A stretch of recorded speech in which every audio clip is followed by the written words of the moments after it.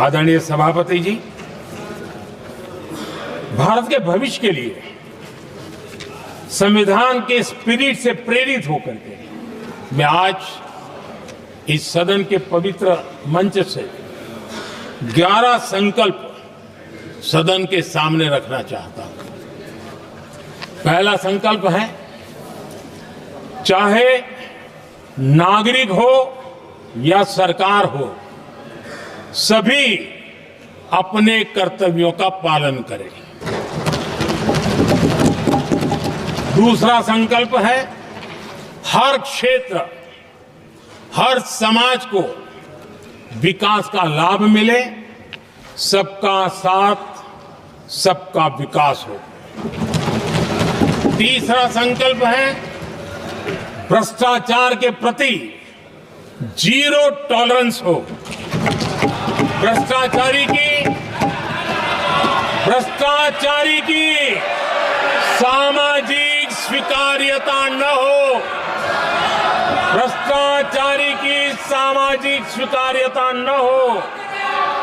चौथा संकल्प है, देश के कानून, देश के नियम, देश की परंपराओं के पालन में देश के नागरिकों को गर्व होना चाहिए, गर्व का भाव हो।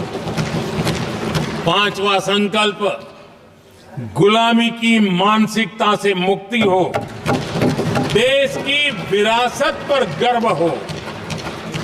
छठा संकल्प, देश की राजनीति को परिवारवाद से मुक्ति मिले। सातवां संकल्प, संविधान का सम्मान हो। राजनीतिक स्वार्थ के लिए संविधान को हथियार न बनाया जाए। आठवां संकल्प, संविधान की भावना के प्रति समर्पण रखते हुए जिनको आरक्षण मिल रहा है वो न छीना जाए और धर्म के आधार पर आरक्षण की हर कोशिश पर रोक लगे। नौवां संकल्प, विमेन लेड डेवलपमेंट में भारत दुनिया के लिए मिसाल बने। 10वां संकल्प, राज्य के विकास से राष्ट्र का विकास, ये हमारा विकास का मंत्र हो। 11वां संकल्प, एक भारत श्रेष्ठ भारत का ध्येय सर्वोपरि हो। आदरणीय सभापति जी, इसी संकल्प के साथ